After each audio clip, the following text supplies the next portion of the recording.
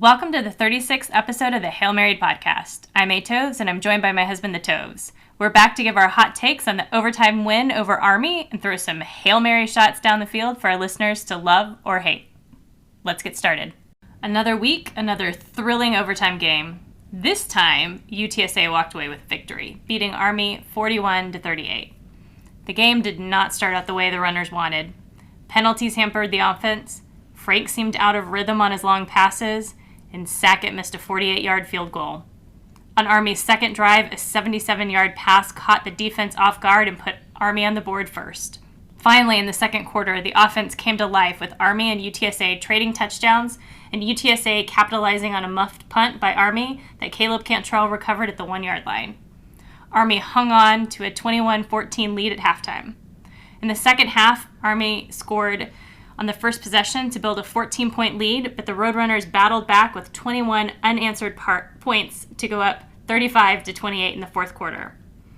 Army stormed back with a touchdown to equalize the game 35-35 with a minute left in the game. That was plenty of time for Frank to drive the offense down the field to set up what could have been a game-winning touchdown, but sadly, it was not Sackett's night, and he missed a 41-yard attempt that sent the game into overtime for a second straight week.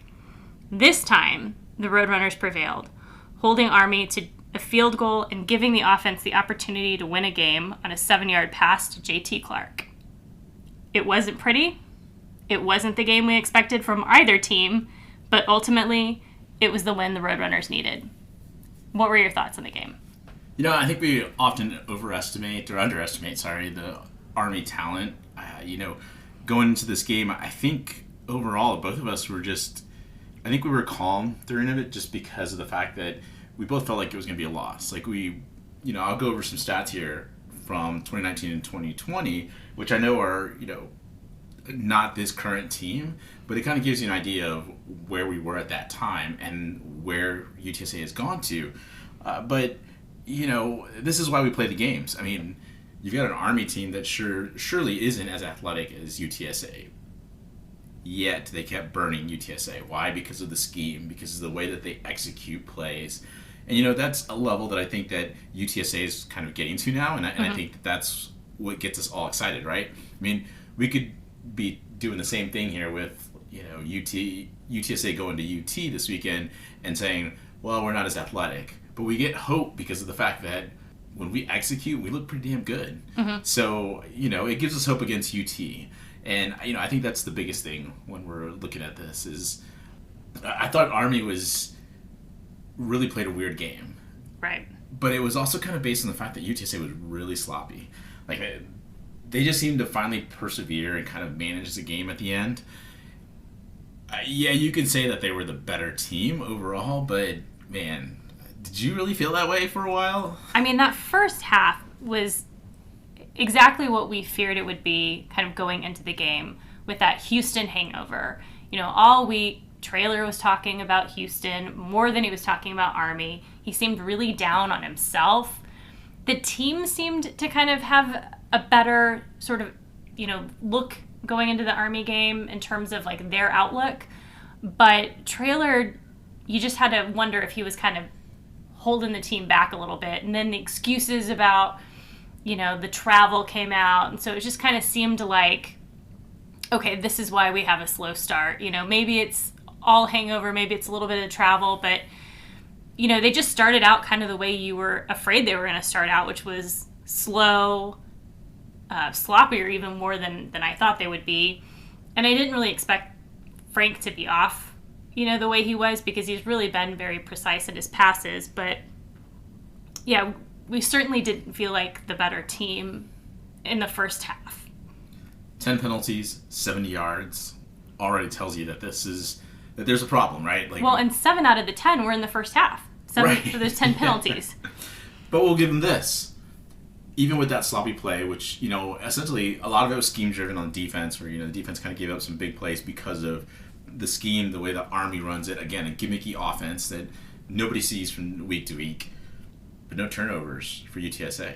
Mm-hmm. There was one interception, but a penalty. I was going to say I would have thrown the interception because they were cheating and had 12 players out there. So You got 12 players out there. It's much easier to cover more, the space if you got an extra guy out there. So, I'm kind of joking about that, but seriously, there's certainly, I would have expected Frank, especially in the way that you had talked about, kind of, overthrown a little bit, kind of off target, to have at least thrown an interception. But, kudos to him. I think some of it was the fact that he was being pressured and had to release a little bit sooner than he had to. So he really couldn't put his plant foot down and drive the ball. And those other times where I think that, he drove the ball and he really didn't have to. He even said it afterwards. Just needed to put some more air under it. And, it was just a mix. And I think he essentially was really the great model for the team, because he was kind of off for like the first almost 2.5 quarters, we could say. I mean, going into the third quarter, we were still kind of sloppy, and it just seemed like, we had this turnaround. But let's talk real quick about Army, because I already said Army really wasn't Army. This is the most passing yards for Army since 2007. Right, which is just incredible. So let me give you some quick stats. 2019, 55 rushes for 340 yards, 6.2 average yards per rush. They threw twice for 18 yards. 30 minutes essentially of time of possession. They scored 31 points on us. 2020, 60 rushes, 305 yards rushing, 5.1 average yard per rush. They completed 1 pass out of 3. It's a 53-yard bomb, which I kind of referenced in our preview last week. 33 minutes of time of possession. They scored 28 points. 2022, 56 rushes, in line with what we've seen before. 181 yards rushing, 3.2 average yards per rush. Here's an anomaly: 13 for 18, 304 yards passing, 32 minutes total time of possession, 38 points. Look, it's easy to say that, Army was trying to do what it does. They were trying to essentially continually run this run up the middle on UTSA. And I had talked about the fact that, we had to shore up that middle of the line. They had Jacoby Buchanan, who's really a big dude, at their essentially kind of fullback position. We listened to the Black Knight Nation podcast. It was kind of interesting to see it from an opposing point of view, because, normally we don't get that chance to do so, but we were kind of driving back on Sunday to Newark. So, you had found the podcast. We got the opportunity to, really kind of dive in deep into what Army thought. And it was really interesting because, and we'll reference a few things during this podcast from them, but I guess the main guy was really wondering why Army wasn't rushing on the edges. They were like, it just seemed like they just keep trying to pound the middle, and, UTSA kept stuffing them. Evidenced by, the rushing stats that I just gave you. I give you the UTSA's linebacking crew. That's exactly, to me, why this didn't happen. Specifically, the outside linebackers, Trey Moore, Jamori Robinson, and the Taylor brothers. Their speed, their awareness, and their tackling was crucial to keeping, many of these, outside kind of option runs in check. And I felt like, as we were watching it, it wasn't just the outside linebackers. The inside linebackers like Trevor Harmonson, Jamal Ligon, Avery Morris, Martavius French. As they came in, our linebackers really showed the awareness, kind of keeping the rushers in check and knowing exactly where they're going to. It was clear that they knew exactly what spot to be to, and they got there quickly, which is something we hadn't seen in the first 2 matchups. And I think that really threw off Army. They pretty much dared Army to just say, beat us through the air. And so that's exactly what Army was doing. Yeah, and they kept saying, too, in the podcast how athletic UTSA was and how they were surprised by how athletic UTSA was. Yeah, because clearly I don't know if they don't really do a preview of the opponent. So it was clear that they had no idea anything about UTSA. And it was really interesting, the fact that as they kept talking about how athletic, I started this off by saying, yeah, we were more athletic. Well, this is where the athletic kind of really played, I think, the biggest part. It really wasn't on the offensive end against, on their defense. It was here on this defensive end containing that option. You rarely saw any of the Army quarterbacks get out on the edge and able to kind of pitch. And in fact, one of them almost turned into just a disaster in overtime when the quarterback honestly, it looked like an option run was going to bust our defense because they had a lead blocker out in front. But for some reason, he pitched it like to the lead blocker, and so they fumbled right there in that play. They were actually able to recover it, but it was one of those moments where you're like, "Wow, is this going to turn right here? Like we may get the ball, and this is going to be great." But you just didn't see it so often because I think it's because of the outside linebackers. They played contain well. They were quick, and I just can't gush enough about how well our linebackers played in this game.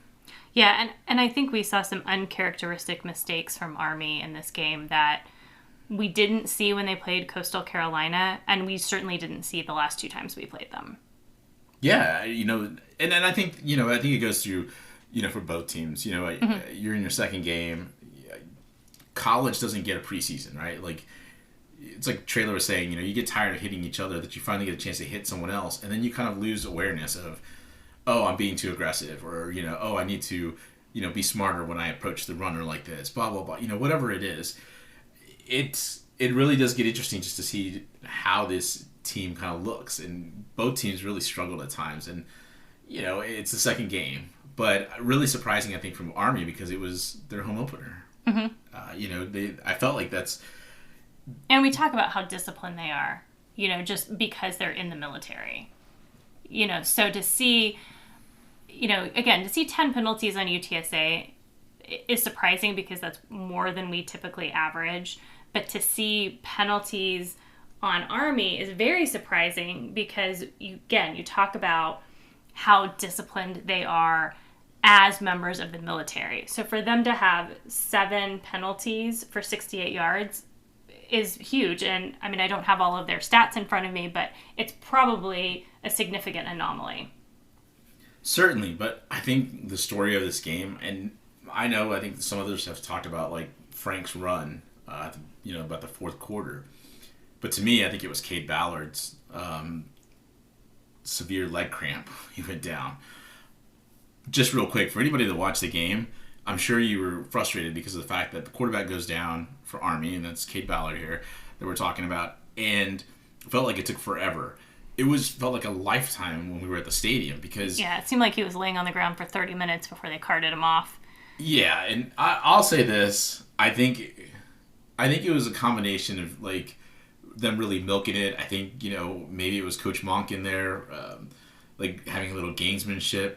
But for a severe leg cramp, you could have had a couple of your Army tough guys go out there, pick him up off the ground, and take him to the take him to the bench. Didn't seem very Army tough for him to actually have a cart come out and have to be carted off because of a severe leg cramp. Look, I get that the leg cramps can have a huge amount of severity, but I mean, the last time we saw a quarterback get carted off at an Army UTSA game was Lowell Narcisse. And he broke his ankle. So, I mean, that certainly qualified for the need for a cart. And he was carted off quicker than Yeah. than Ballard was. Right. That's where I'm going here. It's just that I just felt like it was some gamesmanship. It really kind of lulled it, and I think it gave Army a chance to kind of circle the wagons a little bit, because they ended up going up ahead by 2 scores at that point. And, you know, it just seemed like, okay, cool, you know, this is what Army's going to do. But then again, you know, it's something that we had talked about, you know, outside of this pod right now, is the fact that since we were expecting a loss, like, it just felt like, okay, it's 28-14, oh well. But it felt like a mirage for 28-14, because after that, you know, Army's not able to pass. Right. And that, I think, causes tons of problems for this Army team.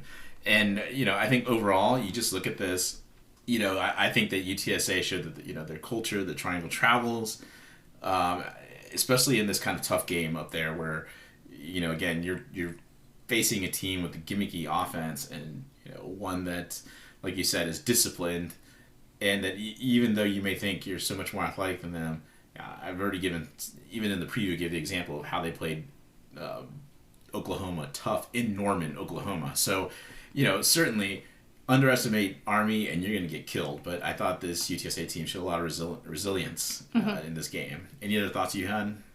I'm just happy at the end of the day that this is the first time we played Army and one of the UTSA quarterbacks did not get seriously hurt. I mean, when Frank did go for that long run you were talking about and he kind of like hurdled the defender, I did have a moment where my heart stopped for a second because I thought, oh, this is it. This is when Frank gets hurt. But he bounced back up, thank goodness, and, you know, we made it through without a QB injury. I'm going to say that of all the UTSA fans there in attendance at Mickey Stadium, and I've been calling it Mitchie, by the way, and I learned it's Mickey. I think we were, like, all the UTSA fans, like, cheered and were, like, really hyped up. So was the team. I think we were the only two that were like, uh-oh, this is exactly when he goes down. Because he... I know. I was, like, hyperventilating. I was like, oh, wait, get back up, get back up. Because we were in the end zone seats, and, you know, we didn't get to see this until we saw the rewatch, or did our rewatch, and you see that, like, someone who's essentially got Frank's head, like, almost, like, sideways on the ground. So, you know, for us... He just looks like he's on the ground, and we're like, oh, please get up. And then you kind of, if I see the rewatch, I'm like, oh my gosh, we were probably justified in our worry because that looked, man, that's certainly the season could be in jeopardy here. Right. He's down. So, you know what, let's go on and let's talk about a little bit about special teams. Jared Sackett, you talked about it in your recap. Tough day. Rough day. Sackett had the yips. I don't know. His misses, I think, to me in person, were worse than it looked like on TV. On TV, it probably looked like it was closer, but, you know... Watching it from the end zone view is different than watching it on TV, or maybe even from the side, I think. You know, as much as I did not appreciate sitting in the end zone, that was the first time I sat in the end zone, and, yeah, not the best viewpoint. But when you're looking at field goals, you can really tell how far they're off. Yeah. And then certainly I took a video of his first missed field goal. Now, I will say this. Look, as much as we're going to give him a hard time, we talked about in our preview the fact that he hasn't really been a kicker for the last couple seasons. He did miss 2 field goals that are 41 and 48. We're not talking about field goals that are like 20 to 35 yards. Like those, I would expect him to automatically make. You know, we used to call him automatic Sackett for the longest time. So, you know, I think as while he's got the leg, certainly the accuracy I think suffers as, you know, you pile on some yardage there. So, I'm going to say that hopefully he can just recover from this. Yeah, he was definitely in his head for whatever reason. Yeah, because that second one was definitely even worse than the first one. Though it did look like all of a sudden it was a gust of air. Yeah. That, like, you know, pushed that. But I think it's just the way he kicked it. I think he kicked it well in terms of striking it, but I think he just sliced it. And when he sliced it, you could tell because it just kind of went off to the side. And I don't think he struck the ball in the right position. I think he just got enough of the ball so he can get enough distance, just not the way you want it for in terms of accuracy. We did. I do want to say though, Caleb Cantrell, holy cow! Yeah. He's our long snapper on the punt team, and what great hustle and fumble recovery there in the.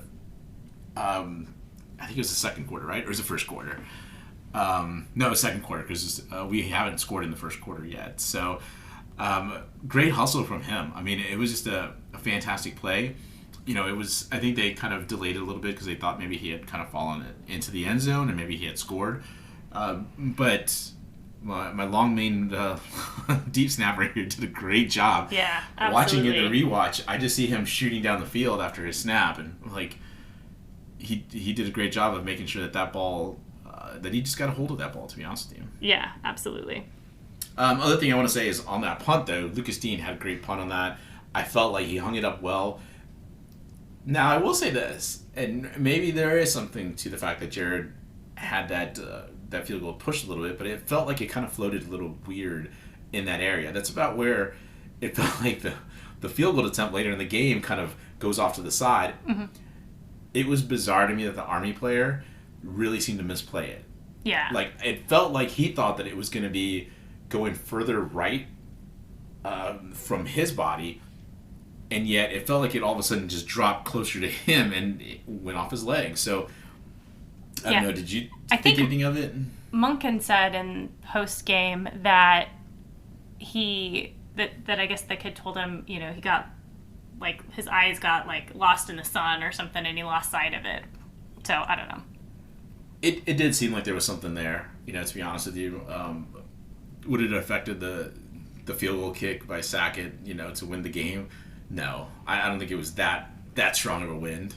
We know that because we had the parachuters come in and they said there's really no wind, ground level. So I don't think that was necessarily the issue, but certainly something, if it did help us there in the second quarter, great, because at that point UTSA needed it. Absolutely. So let's talk about the offense. I want to do a little kind of review here. That's a little bit of a mouthful. A couple of the keys of the game that I had talked about last week. Establish the run game. I thought we did an okay job, but we still kind of struggled. Your thoughts? Yeah, I mean, there were definitely a few times where we got longer runs off in this game than we had in the Houston game. But, we definitely still aren't at a point where, we're getting that kind of consistent runs. I mean, we were at 4.3 yards per rush attempt. So, not definitely where I think Traylor really wants to be at this point. No, but I would say that that's about close to what we had anyway with Sincere, right? So I still think, considering the offensive line issues we've had, and they did seem to do a little bit better job kind of, and I think there was some injuries on the Army defense on their line late in the game. So I think that helped to settle this UTSA offensive line some, and it kind of opened some holes. Traylon Smith had a great run to set up, I think it was one of Brendan Brady's touchdowns. So, I think that I think the UTSA offense is going to be fine. I think they're going to have a tough job coming up against UT, but we'll get to that a little bit later. Other thing I talked about was win time of possession. We did not win the time of possession. What I would say is that when I was looking not to see too much of a difference between UTSA and Army, and there really wasn't as much of a difference, I just think that UTSA was efficient, and that really we go to the next part, which is, I said, they need to be patient and efficient, and that's exactly what UTSA was. They didn't try to be quick strike. I thought that, Frank really did a great job of, I'm going to say the way he conducts his offense, I'm just going to say he was a maestro, to be honest with you. He certainly has complete grasp of this offense. You can see it just so well, especially now in the second game. You can talk about one game being sort of an anomaly, like in the Houston game, but I felt like this game, outside of obviously, he had some issues with some throws, but he still was throwing to the right area, right place at the right time. Just to show just how efficient this UTSA team was, they were 11 for 15 on third downs. Now, that doesn't always tell the whole story, but when you're essentially getting, not trying to be quick strike and kind of moving the ball kind of steadily down the field, third down conversions are important, and I thought UTSA did a great job there. Now, one thing that they did struggle with was they were 1 for 2 in terms of converting turnovers to points. They were 0 for 1 last week. They're now 1 for 3 for the season, and so I kind of see that as, really as an issue because we're not turning those turnovers into points, and that can certainly hurt you, especially against teams like UT, maybe even UAB, or any other teams in Conference USA, especially one of the top teams in the Conference USA that could potentially hinder UTSA from challenging for the conference championship. Yeah, and the one turnover that we did obviously convert into the touchdown that Caleb Cantrell recovered, he recovered it on the 1 yard line. So, I mean, you're almost, not certainly guaranteed, but you're pretty sure that you're going to be able to punch that in. Where the other turnover, when Rashad, picked up the fumbled ball, it's more midfield. We were more midfield, and then that was the one that was the most disappointing to me because we weren't right in the red zone, but certainly we had very good field position, and it felt like that should have been something that we should have been able to get.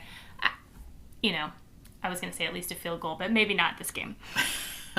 Wow, a little shot at Jared, huh? It was just a bad day. He was having a bad day. Everybody has bad days. All right, well, I kind of talked about the offensive line, too, how they struggled. Look, Frankie Martinez really struggled this game. I felt like there were times, even Ernesto Alvarez at times struggled, where it felt like there were times where they just really whiffed on some blocks, and I just thought, oh no, Frank's going to get killed. Because it's coming from his blind side, and that's really crucial. I get the left tackle, and I'll repeat this one more time. In our preview, we talked about how left tackle, while we needed to replace Spencer Burford, right tackle was going to be much more important because of the fact that it's Frank's blind side, and that's crucial for a quarterback. He's got to be comfortable with the fact that there's going to be somebody blocking for him, and if he's being pressured, that also means that he can start feeling pressure, and he'll start throwing passes early, get out of rhythm with his receivers. So certainly affects a lot of things. I will say this, Frankie really keeps battling, and Traylor even mentioned it on one of his press conferences, saying, he's battling. So is Venley, Tatafu. They're both guards. Alvarez is also, I think, an interior offensive lineman. We've got interior offensive linemen playing tackles. They're not used to the speed up there. They're not used to having to use their arms and their legs much like they have to do interior-wise. So it certainly affects them, and I think they're doing as good a job as they can just trying to get past these offensive line issues. I go back to something you've talked about before, which is we're lucky we have Frank's escapability. Right. If we didn't, we have a much more, I would say, a much more unathletic quarterback that doesn't have that escapability. This could have been much more trouble. Mm-hmm.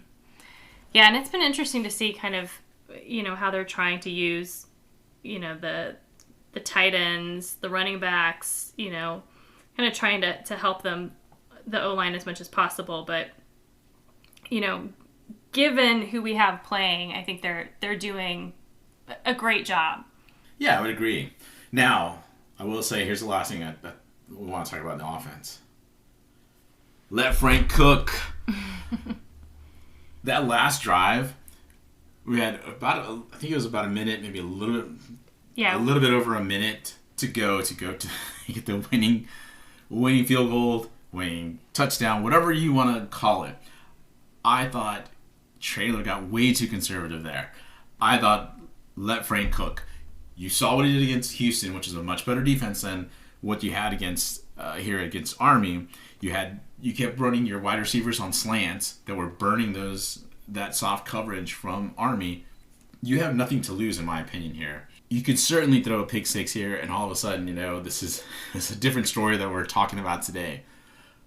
But if he's your senior quarterback, if you trust him with everything, why, to me, are you cuffing him right at that moment? Yeah, and not to say that you don't trust in Jared. I mean, obviously, he did in that moment, but that he's had a bad field goal. You've got Frank, who's in a rhythm. I mean, he marched down the field in 25 seconds the game before that. You've got a minute. That's like 4 times as much time.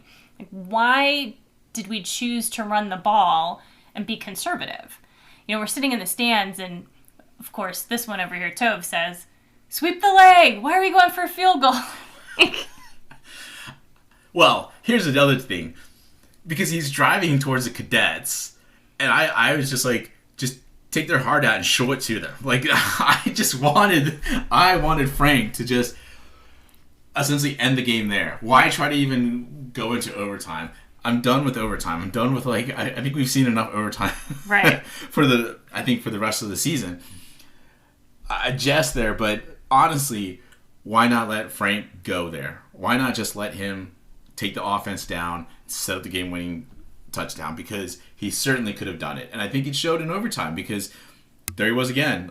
Threw a slant right there to Zakari, which gets him down to the 5, and then throws a perfect jump ball to JT, wins the game. Why not let him cook?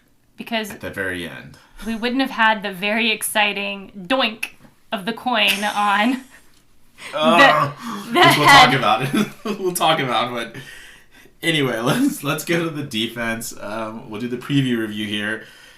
I talked about shoring up the middle of the D line. Look, we did a great job of, and I would say kudos to Lep. I have, had some critiques about Lep. He did a great job of having a game plan to stack up that box, really sturdied up that, defensive line and the linebacker play. I mean, they just, the linebacker run play and the defensive line were terrific against this option. I get that they gave up 170 yards, but in today's offensive type of game, this, I thought, was really good football. Yes, they got burned passing-wise, but you know what? You got to take something away, and might as well take away their bread and butter and make them uncomfortable. And it made them uncomfortable. So, The other thing was tackle, tackle, tackle. That was my biggest thing. You know, we've talked about for the longest time that UTSA has had problems tackling. They did an incredible job.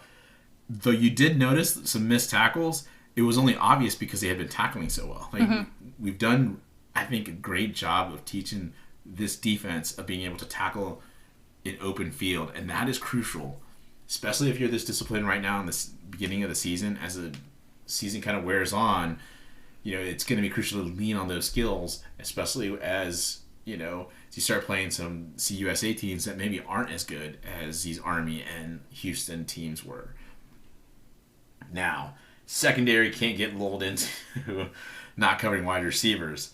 The cornerbacks were terrific.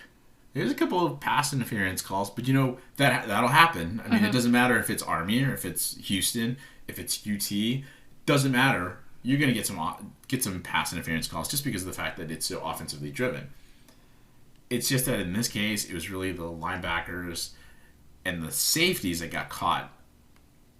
I'm not going to say that they got caught looking in the backfield, but I would also say that they just got lulled into having to defend partly the run, and then all of a sudden they have to go quickly into pass coverage. And if you've got to stand square at the line and you've got somebody running straight at you, it's going to be very difficult for you to all of a sudden be able to shift and turn and start running with that person, especially when it's those wingbacks that were small and incredibly quick. Right. Just really tough. I will call out Nick Booker-Brown, he of the Chucky doll, if you've seen it. I thought he was a monster. You know, he had a couple of sacks on the within the game. Immediately made an impact. I mean, that again, this defensive line is so impressive to me. You know, they did a very good job of reloading this line with some, portal transfers, and you know, I think we're seeing why it's so crucial for this defense. I know we've struggled on offensive line, but this defensive line really kind of makes up for it. And this defense, I think, is maybe not statistically going to be the best in UTSA history, but certainly I think it's going to be one of the best defenses in UTSA's short history. Yeah, and one of the wildest stories I think out of this trip was when Traylor said that had their flight left on time, Nick would not have been able to play. They got the waiver 30 minutes after their original time that they were supposed to take off. So because of the delay, they were able to get him to the airport and get him on the plane. It's just crazy. Incredible, right? Yeah. But you know what? Look, he makes an impact. So, you know, I think somebody's sending us some good vibes here because, you know, it completely worked. Now I want to ask you a quick question here. Rashad Wisdom was quiet again, outside of a fumble recovery. Should we take anything from it, in your opinion? I don't think so. I mean, I think that there's nothing going wrong with Rashad. I think we've just elevated some of the other pieces, and so you don't have to rely on Rashad to be that big playmaker, where in 2019, and even 2020 to some extent, if Rashad didn't make the play didn't happen. You know, we put so much focus on him that I don't think it's anything other than you're starting to see other pieces and some of that maybe pressure being taken off of him. You know, so he's still playing well, but we're not seeing these like big plays from him because there's talent surrounding him as well. Yeah, I'm going to agree with you. I think it's just kind of interesting to bring up as a point because you're so used to hearing Rashad Wisdom on the tackle, but maybe it's a good thing now because these linebackers truly are, I think, starting to become quite special. Defensive line is pretty special. So, you know, again, to your point, I think Rashad is able to kind of actually play safety. Right. Which is something that really hasn't, I think he's had the luxury to do in the last couple seasons. So, okay, let's move on to coaching. Was there something that knew we wanted to kind of add to this and talk about? Because there were some kind of interesting things that came out. You know, we talked about Traylor kind of being in his feelings through ever since the Houston loss. Right. And me really wanted to go, hey, get over it. I really wanted just to hang a sign over, put it in this coaching window and be like, just get over it, sign runner fans. Because I was over him talking about Houston. You move on to Army. You talked about the fact that, you know, you give the players just this amount of time. Another thing we noticed, and you brought it up as we were driving back again after the game, was the fact that Traylor his game management has been a little odd. Yeah, I mean, certainly in the Houston game, he burned all of his timeouts, at points that kind of seemed strange. And he certainly didn't seem as confident in that game in terms of when he had to use his timeouts. And he was probably making up for, I don't know, mistakes from other coaches. This game, he did a better job in terms of managing his timeouts, except for the 10th drive that Army had. So it was the second, to last, or it was the last drive that Army had in regulation. And there was sort of this weird call where the official said, official timeout. UTSA is on defense. You see them start to walk off the field because he said official timeout, and then immediately starts the clock again.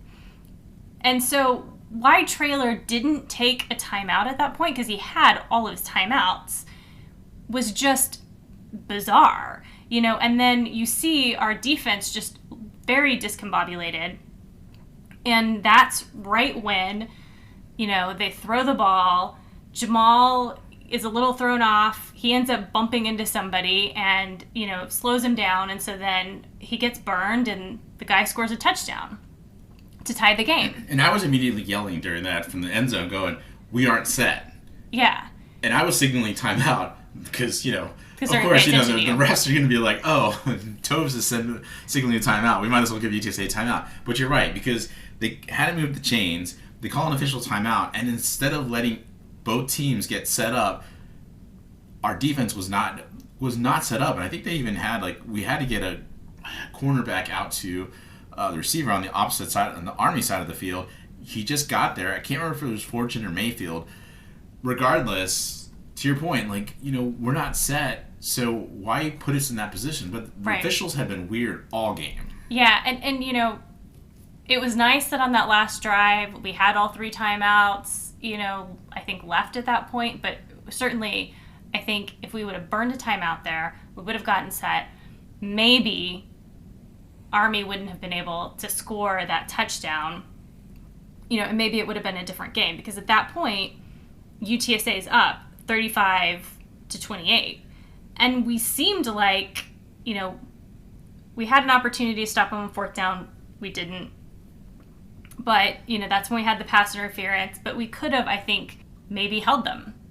Or, maybe had them only get a field goal instead of a touchdown, and we could have driven Frank down the field. I don't know. It could have turned out differently. Well, certainly, because I think what you're trying to get to is the fact that I think the defense was making Army be too methodical. Mm-hmm. And the time was starting to run down, and they came out trying to go into an option, which was weird. Why are you trying to run option?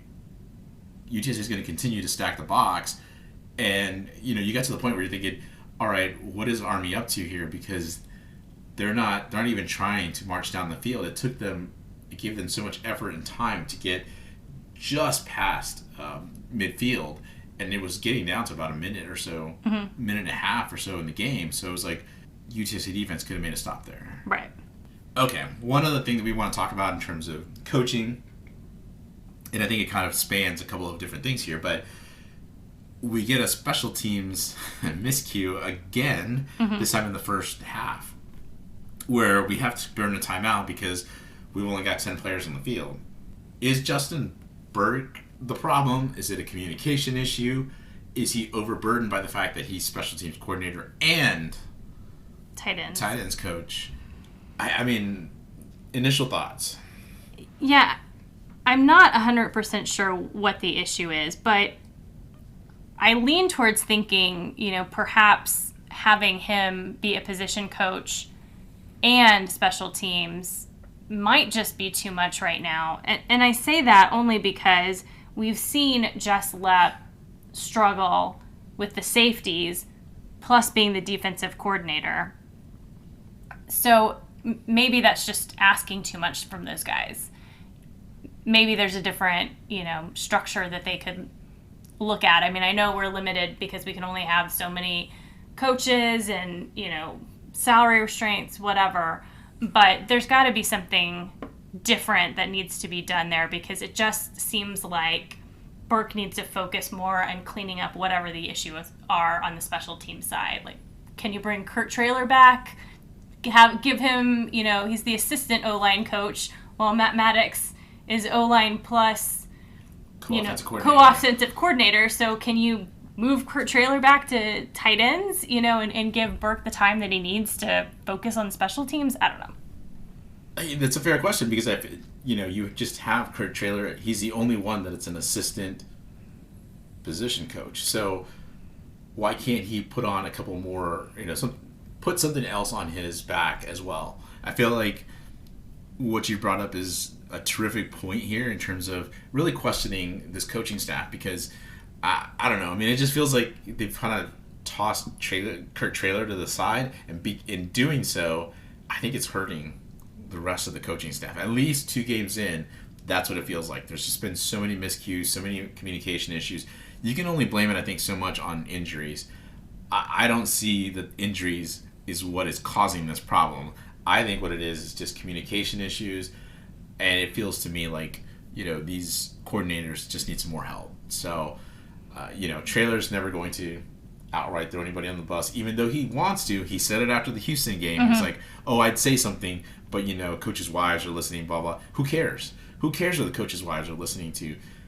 Just say, we're trying to handle some things. We're trying to work on some things. We need to fix it. We need to fix this communication issue, because it's going to affect us if we don't get this solved now. So, I don't know. To me, I think Kurt Traylor, look, we're not trying to pick on him at all, but certainly looks like he could definitely take on some more responsibilities here.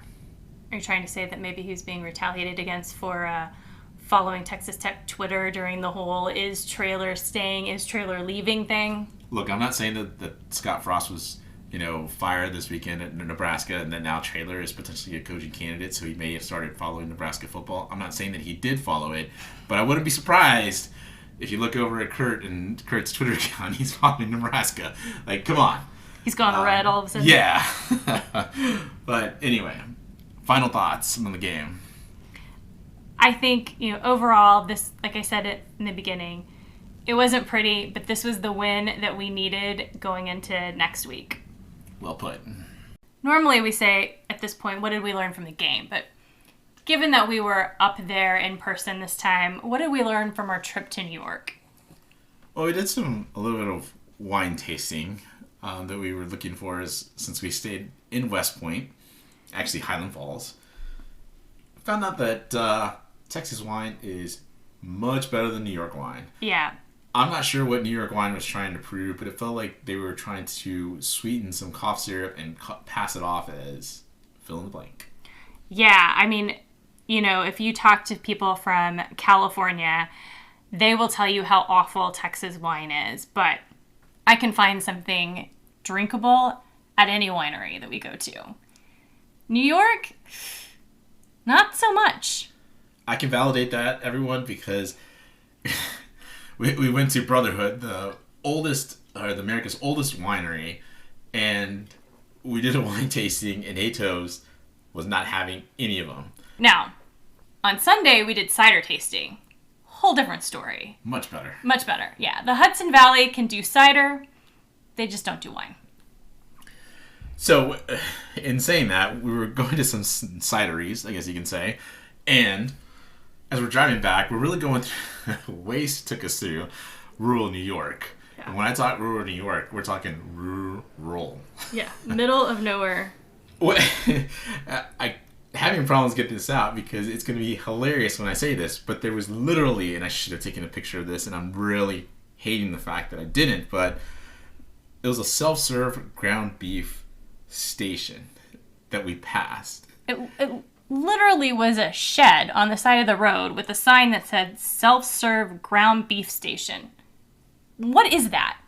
I mean, somebody from the Hudson Valley needs to help me understand what that is. I mean, I used to travel to Albany and that surrounding area every month and drive around little small towns in, upstate New York. I've never seen a self-serve ground beef station That sounds like something you would see in Texas, frankly, right? That's what I was gonna say, but it was essentially. It was even funnier here is that it was like a double mini fridge, and it was like there was a sign that I clearly saw that was like, "Help yourself." I'm like, is this packaged? Is it literally just meat right in there? You just kind of scoop it like a library where you drop off the books and then you can go pick up and I don't. But this mini fridge was on top of a bunch of hay. There's a bunch of hay in this little shed, which made it even more bizarre.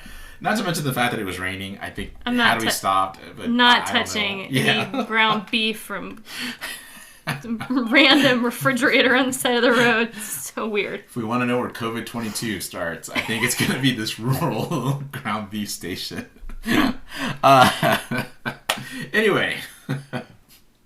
Yeah, kind of going back to the Army game itself, one of the interesting things was I was surprised by how many fans were at the game that were in no way affiliated with the Army.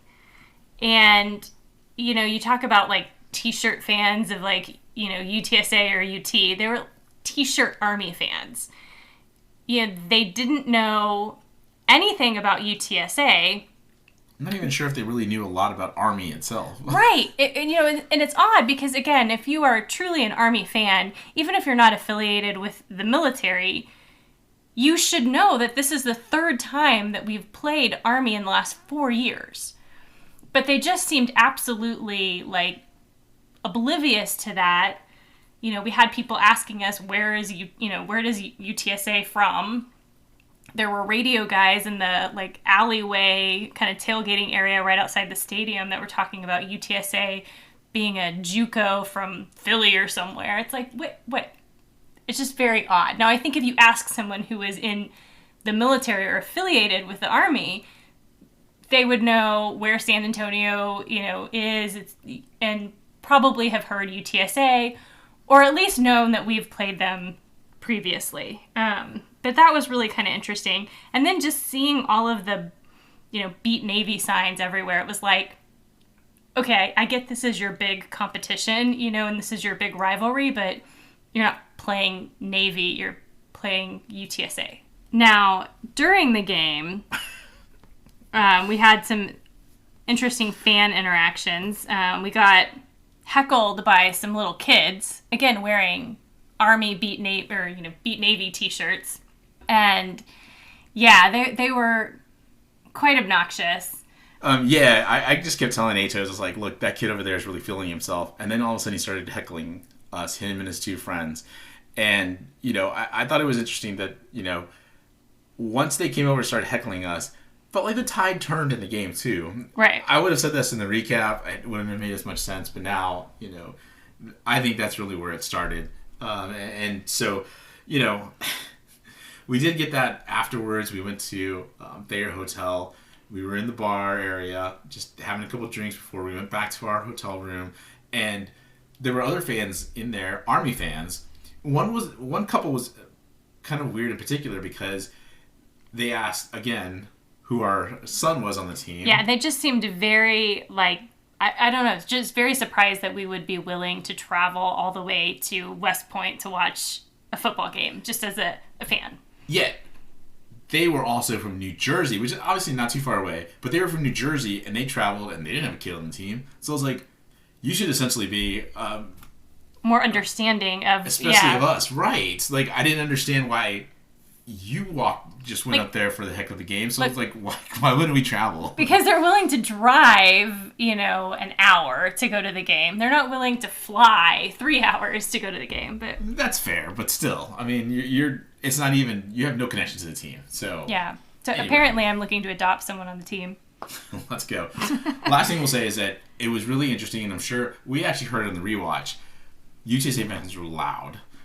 We were split. There was a group of us in the end zone. There was a group that was right behind the bench.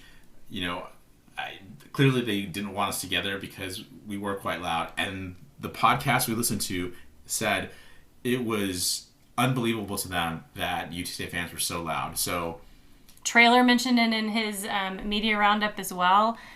So obviously Trailer could hear it too. Yeah, and what was great about this though is that, last week we talked about artificial dome noise. It's not artificial dome noise. It's just regular UTSA fan noise. Yeah. It travels too, along with the triangle.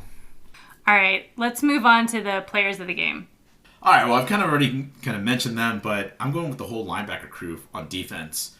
I feel like between the inside linebackers and the outside linebackers, this was a crucial game for them. If they stayed disciplined and tackled, we were going to be in a good spot. Look, they got torched a few times in terms of, the passing game, but overall, they played such a really crucial game in terms of stopping that Army run. It got us a win, so who cares, right? Statistics are statistics, but like I said, I think this group is going to be special. Maybe not the best statistical UTSA defense, in the short history, but certainly one of the best that I've seen take the field. On offense, Frank is still a guy. I mean, I don't know where this UTSA team is without Frank and the level that he's playing at. He is putting up some really gaudy numbers. They're essentially video game numbers that you would put up if you put it to the lowest setting and said, all right, I've created this quarterback. I'm going to have him run all over the field and just pass all over the field. That's what Frank's doing. If he keeps up this pace, it's going to be hard not to start hearing those Heisman discussions, even Davey O'Brien, quarterback awards. There's going to be some things that are going to be talked about in terms of Frank. So, I know that I know I've been critical in the past, but let me tell you, he's playing at such a high level that let's just hope it continues. And then for me, I've got to throw in an honorable mention. Again, we talked about this earlier, but Caleb Cantrell recovering the muff punt. You got to give him some kudos. Long snapper rarely gets kudos, right? Exactly. Well, look who is up next, but big brother, University of Texas Longhorns. We're going to go ahead and go into our preview for this week, which I am going to go back and refer to it as Breece Hall from Iowa State once said, 5-star culture versus 5-star athlete. I think that is my favorite quote from Breece Hall and just epitomizes what UTSA will be facing this week. Yeah, I mean, look, UT is clearly going to be the more athletic team, the stronger team, the bigger team. They are big brother, right? They've got every resource that UTSA doesn't have. I get they just played Bama and they almost beat Bama and everybody's so excited on the UT side. But anybody can get up for Bama. We've seen it. They're the big dogs in college football. They go somewhere or they host someone, that team gets up to play them. Hell, UTSA would get up to play Bama. I don't think we'd see as much difference between UTSA getting up for Bama or UTSA getting up for Army or, UT because of the culture, right? But UT doesn't have that type of culture, and I think that's really why I'm bringing this up is it's a 5-star culture here at UTSA. They've got 5-star athletes, and are they going to be able to get up to playing UTSA after this Bama game? If it's Thoughts? anything like it's been in the past with UT, no. This is a team that has lost to Kansas and a not very good Kansas last year. Because again, I don't know that they have the culture that will sustain them. Now, that doesn't mean necessarily that UTSA is going to waltz in and win, but it gives us an advantage because UT, again, just played Alabama, feels like they should have won, and now they're facing a laundry list of injuries to their players. Do they have the culture that will support the third string quarterback coming in and playing at its best? And that's the question for Sark. I mean, Sark has had to answer a lot of these questions, and to me, UT has not had a culture ever since Mac Brown. And even that culture kind of whittled away at the very end, and that's what got him fired, essentially. But to me, I just think that obviously that's not the one and only thing that's going to stop this or make this, a game. But it is a huge question mark coming out of Austin. Is can they have or utilize their culture to beat UTSA. So let's get into the offense for UT. We actually don't know who's going to play quarterback, which is the weirdest thing. Normally I could say, oh, at quarterback, here's who's going to be playing.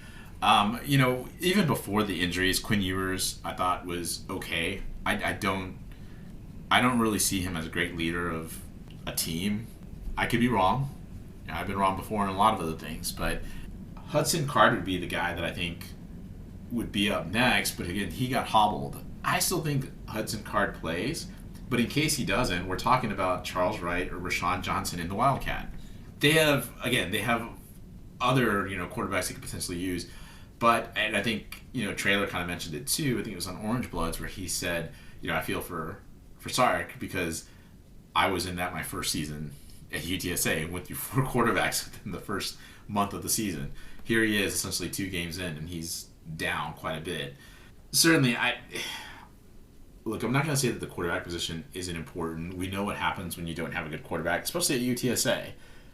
However, with all of the weapons that UT has and really I think how good of a coach I still think that Sark is, it's not, I think, as you said before, it's not going to be just a slam dunk. Yeah.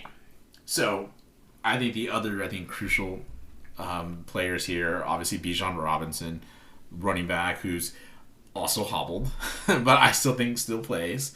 Even if he doesn't, they've got some other backups that are obviously pretty talented, wide receiver wise, and this is what kind of concerns me. Even though we've had a good secondary play, especially from the cornerbacks, you're talking about Jordan Whittington and Xavier Worthy, who are just explosive and just dangerous wide receivers. I don't know that UTSA can afford to go one-on-one with these guys. So if they start playing a little bit more zone, if they have to shade over to help, coverage help, what does that look like? We saw some of the issues that they had against Memphis adjusting to that speed. Do they have some of those issues this season against UT? It's going to be a question, right? On defense, man, that front seven is killer. You've got, I hope I say his name right here, but Keandre Coburn, he's a monster defensive tackle. He's going to give Maka everything he's got to handle. He's going to give the guards, Kevin Davis and Terrell Haynes, who I believe are probably going to be the starters, everything that they can handle. It's going to be a tall task for them. Not to mention Barron Sorrell, who's their defensive end. He's going to go after our offensive tackles, which we've talked about already, some of the struggles we've had in terms of offensive tackles. So certainly something that, and even Traylor has talked about, something that they're probably salivating up in Austin. One last guy to mention, and not to say that there aren't any other great players on that defense, but DeMarvion Overshawn is a stud at linebacker. Certainly can fly all over the field, and certainly going to be a guy I think that's probably going to be, I'm going to say, potentially shadowing Frank in a way, but certainly going to be in the mix. We're probably going to hear his name quite a bit on Saturday night. So, keys to victory. Look, not much is going to change here, but first thing is be patient and efficient. We talked about it against Army. We talked about it against Houston. Against Army, they were 11 for 15 or 16 on third down conversions. Again, doesn't always mean anything, but when you're converting those and extending drives, that's crucial, whoever you're playing. Second key, let Frank cook. Trailer, let Frank cook. There's really nothing to lose here against UT. So, to me, it's like, just let him grip it and rip it. I mean, you don't have to go up there and try to, I think get fancy unless you think you're auditioning for the UT job after Sark gets fired. But, to be honest with you, just let Frank cook and let him conduct this offense, and I think we'll be fine. You can expect, a ton of different things, but, I think the more that you try to overthink things, the more that you're going to get this UTSA team thinking more than they are, just out there playing free. I think they just need to play free, hence let Frank cook. On defense, can UT offensive line hold up against a sturdy UTSA defensive line and linebacking crew? They held up against Bama, but again, they got up for that game.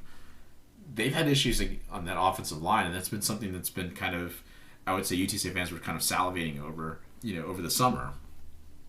So is that a thing? Is that going to be something that is going to be crucial here? I think so. I think that's going to be an area to watch. If it's one to watch for UTSA, certainly be one to watch for UT. The last thing is, and I can't stress this enough, tackle. With the explosiveness of these UT weapons, you just got to make sure that you're able to make those open field tackles. And if you're able to do that, then, I think this game stays a little bit closer. So, way too early prediction. Does 5-star culture beat 5-star athletes in this case? Can we get an answer to that question? If we do get it early, this could be trouble for UTSA. Meach might be back for UTSA at left tackle, but it's still going to be a tough assignment to come in against UT. I mean, they've got some players, so that's going to be very difficult to do your first game back. To me, is going to be the toughest game for UTSA, especially going up to DKR and having to play in front of the UT fans. This is going to be 5 times the fans possibly than they saw up in Mickey Stadium. Mickey Stadium maybe was about 22,000. If even that on Saturday, this could be up to 100. And this is, we're playing UT, which obviously is going to draw quite a bit of fans here. Look, UT hasn't lost the lower rung P5 teams that we remember. Wait, hashtag Kansas 2021, as you mentioned earlier, yep. Right? But look, great teams cover. And we're looking at you, UTSA. So far, whatever I picked, it's always been the opposite result, right? So let's just keep it going. Give me UT 43-31 over UTSA. Runner fans, you know what I'm talking about. Wink, wink. Show up and wear blue. And again, hope that Toves is wrong. Let's do it. Before we go, a couple of surprising results from this week's Conference USA teams. UAB lost to Liberty 14-21.